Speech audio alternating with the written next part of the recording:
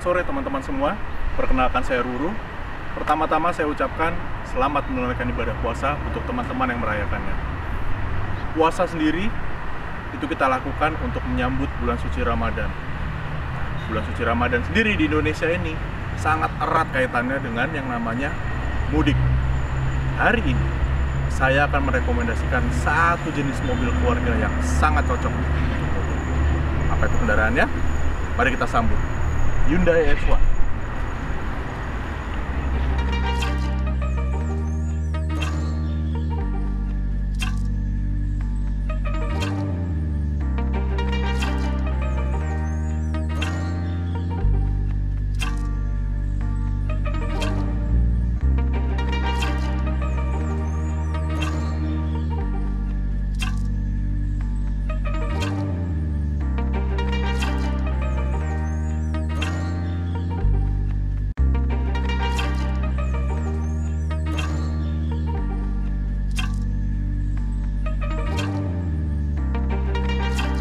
Mobil ini hadir dalam 4 varian.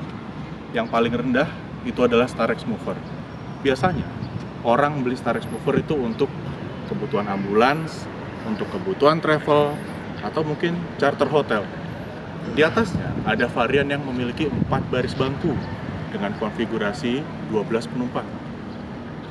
Varian yang ada di sebelah saya ini adalah varian yang bisa dibilang tengah-tengah, yaitu XG. Kenapa demikian?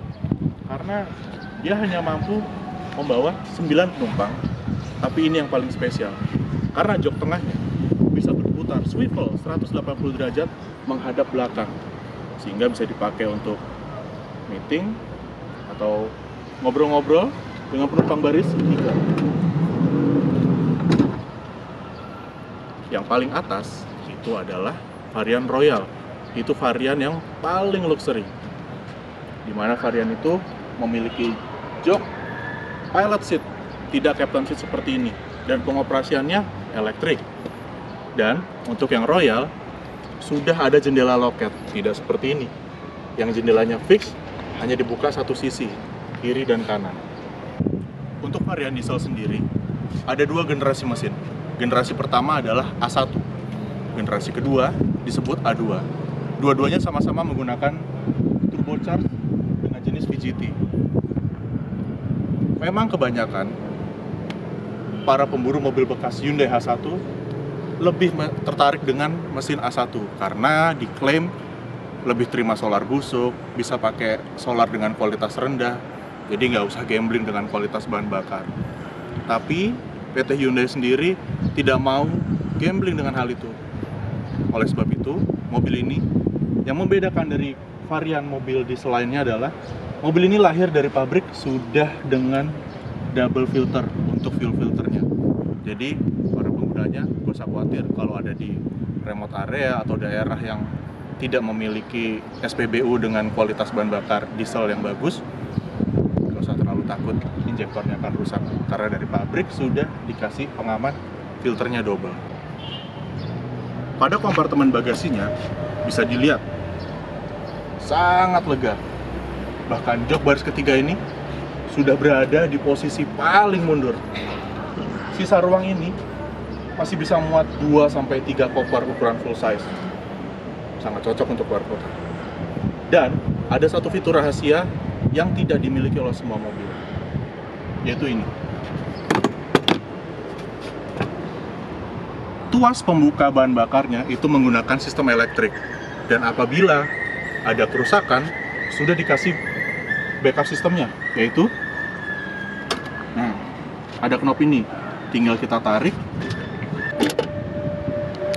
tuas bahan bakarnya terbuka.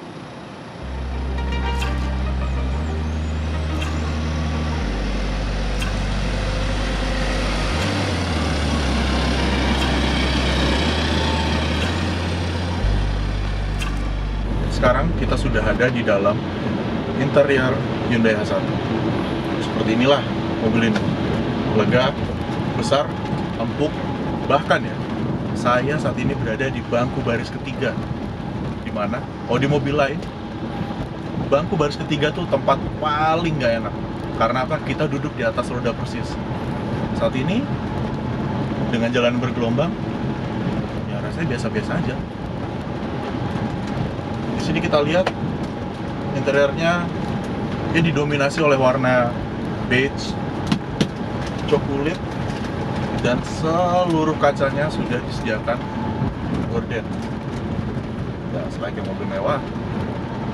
Lalu untuk isi AC-nya, untuk penumpangnya sendiri disediakan 6 slot isi AC, 3 di sebelah kiri dan 3 di sebelah kanan. Lalu di atas ini, kalau bisa dilihat, ini ada ambient light untuk menemani perjalanan malam. Untuk entertainment-nya sendiri, di Hyundai H1 ini disediakan speaker di sisi kaki kiri dan sebelah kanan. Lalu, di pilar C, masing-masing sisi disediakan slot USB untuk menge-charge gadget mungkin, laptop, atau apapun itu. Yang jelas, jangan takutlah soal power source di mobil ini. Untuk akomodasi penumpangnya sendiri, seperti yang dilihat saat ini, saya ada di baris bangku ketiga. Dan ya hanya bisa diduduki oleh 2 orang, tapi ada trik. Meja ini, konsol tengah ini, bisa bangku tambahan. Well, ya memang tidak proper untuk orang dewasa, tapi bisa untuk anak kecil di tengah sini. Dan sudah disediakan seat belt 2 titik untuk jok tengah ini. Demikian juga halnya dengan bangku tengah. Baris kedua, jok tengahnya itu bisa difungsikan sebagai meja, bisa juga difungsikan sebagai bangku untuk anak kecil. Demikian juga dengan baris pertama. Konsol tengahnya itu bisa dibuka juga seperti ini, menambah 1 penumpang lagi. Sebab itu, makanya total akomodasi mobil ini paling tidak yang seri XG ini 9 orang. Saat ini saya sedang berada di bangku baris kedua di Hyundai X1 ini. Seperti yang sudah saya bilang, mobil ini adalah tipe yang XG, di mana kapasitasnya hanya 9 penumpang. Keunggulannya, untuk beberapa tipe, beberapa varian awal, tahun-tahun awal, bangku baris kedua ini bisa swivel 180 derajat menghadap baris ketiga. Itulah keunggulan dari XG seri-seri awal. Nah, untuk yang Royal tidak punya kemampuan untuk swivel seperti ini. Dia hanya kelebihannya, joknya pilot seat, elektrik, dan hanya bisa menghadap ke depan. Dan untuk yang Royal, pintu ini kiri kanan semua sudah menggunakan PSD atau power sliding door. Jadi bisa dioperasionalkan secara otomatis elektrik. Bisa dari knob di sini, bisa juga dari tombol di tempat driver. Ini driver saya ini sebenarnya bukan driver, ini kawan saya sekolah. Kawan lama banget, sudah puluhan tahun saya berkawan sama dia. Oh iya, satu lagi fitur multimedia di mobil ini. Di mobil ini lahir dari pabrik sudah ada TV untuk entertainment penumpang belakang. Tapi ya bawaannya tidak seperti ini nih.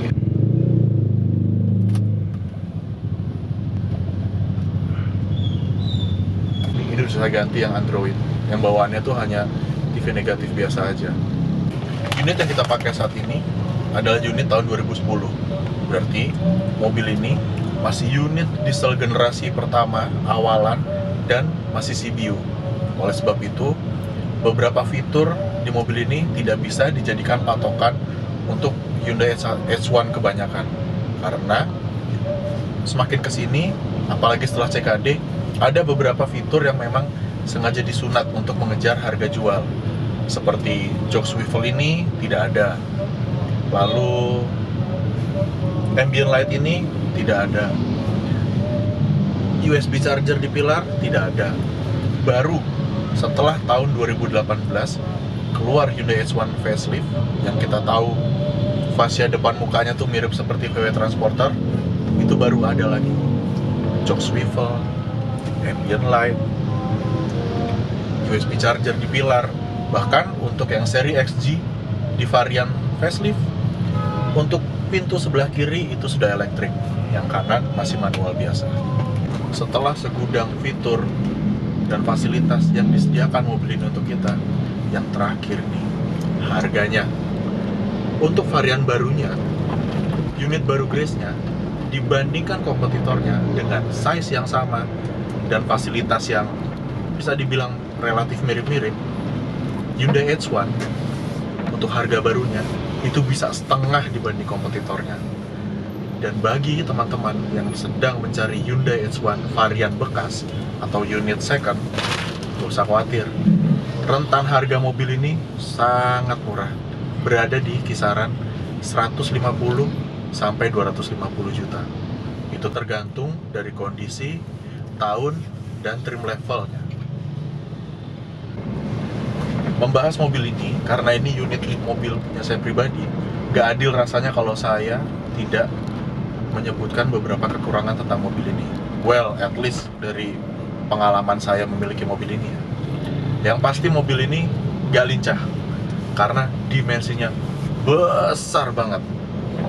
Lalu untuk ketersediaan parts, terutama yang slow moving, itu mahal. Mobilnya nggak mahal-mahal seperti mobil Eropa sih, tapi untuk ukuran mobil Korea itu mahal. Satu lagi kekurangannya yang menurut saya agak fatal ya. Untuk bangku baris kedua dan ketiga, khususnya trim level XG ini, seatbeltnya belum 3 titik, melainkan 2 titik seperti seatbelt di pesawat. Ya, bukan berarti nggak aman, mobil ini aman selama kita ngikutin peraturan batas kecepatan maksimum berapa. Ya memang lebih aman 3 titik sih. Ya semoga kedepannya Hyundai bisa melakukan development lagi, dikasih seatbelt 3 titik. Sekarang ayo kita coba yuk, gimana sih rasanya nyetir Hyundai H1. Mobil ini dimensinya sangat besar. Ya, salah satu kekurangannya sudah pasti dia sangat tidak lincah kalau dipakai dalam kota untuk melibas kemacetan atau berpindah jalur. Tapi ada satu yang menarik dari mobil ini. Sekalipun dimensinya besar, mobil ini memiliki radius putar yang sangat-sangat bisa dibilang kecil. Well, kecil untuk ukuran bodi mobil sebesar ini ya. Tapi kalau secara average, ya umum lah radius putarnya. Mobil ini memiliki radius putar sebesar 5,6 meter. Seperti Avanza kan? Dan untuk di kelasnya, dibanding kompetitornya, dia ini bisa belok dengan sangat patah. Sangat tidak ada effort. Saya memilih mobil ini, salah satunya pertimbangannya adalah kalau misal Alphard atau Elgrand atau Velfire, kalau dalam kondisi kita yang nyetir, itu kesannya tuh kita supir. Tapi kalau mobil ini gak ada image supir sama sekali sih bagi kita yang mengemudi. Dan memang mobil ini sepertinya diciptakan selain untuk kita nikmati enak sebagai penumpang, enak juga sebagai driver. Lihat, saya tidak harus dengan susah payah menggapai semua knob, tombol yang ada di dashboardnya. Semua sangat terjangkau di tangan. Dan satu lagi yang saya suka dari mobil ini, sangat-sangat kedap interiornya. Road noise tidak terlalu masuk ke kabin. Suara mesin saat kita sedang revving juga tidak terlalu masuk ke kabin. Pokoknya cocok lah kalau kita nyetirin keluarga besar, keluar kota gitu. Mereka bisa tidur dengan tenang. Kita pun nyetir karena ergonominya enak, gak akan cepat kita ngerasa fatigue atau capek. Sekian dari saya, Ruru, review dan impresi tentang mobil Hyundai H1. Jangan lupa untuk like, comment, dan share video ini supaya saya dan tim makin semangat lagi untuk bikin video-video berikutnya. Kalau teman-teman di sini ada yang lebih tahu detail mengenai mobil ini, bisa tulis di kolom komentar bawah. Sekian, sampai jumpa.